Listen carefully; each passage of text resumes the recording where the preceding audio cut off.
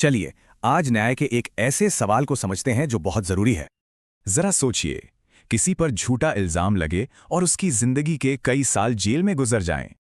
पर भारत में 3 लोगों के लिए ये कोई कल्पना नहीं, बल्कि उनकी असल जिंदगी की कहानी है।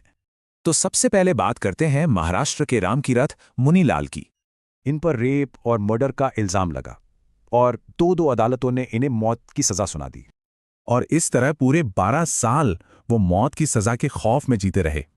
लेकिन जब ये मामला सुप्रीम कोर्ट पहुंचा तो कहानी में एक बहुत बड़ा मोड़ आया। सुप्रीम कोर्ट ने पाया कि पूरा का पूरा केस ही पुलिस ने गढ़ा था, एकदम झूठा।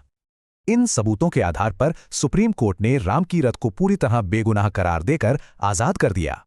पर क्या आज़ादी मिल जाना ही काफ़ी है? उन 12 सालों का क्या जो कभी लौटकर नहीं आएंगे? रामकीरथ बताते हैं कि इस कानूनी लड़ाई ने उनके परिवार को पूरी तरह से कंगाल कर दिया था। हालत इतनी खराब हुई कि उनके दोनों बच्चों को अपनी पढ़ाई बीच में ही छोड़नी पड़ी।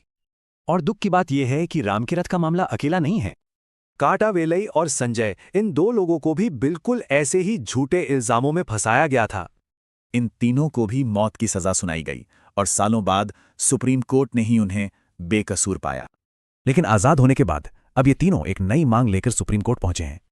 उनका एक सीधा सा सवाल है, क्या सिर्फ बरी हो जाना उनकी जिंदगी के नुकसान की भरपाई कर सकता है?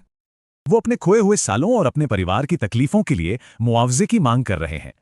तो सवाल यही है, क्या किसी बेगुनाह को उसकी खोई हुई जिंदगी के लिए मुआवजा मिलना चाहिए?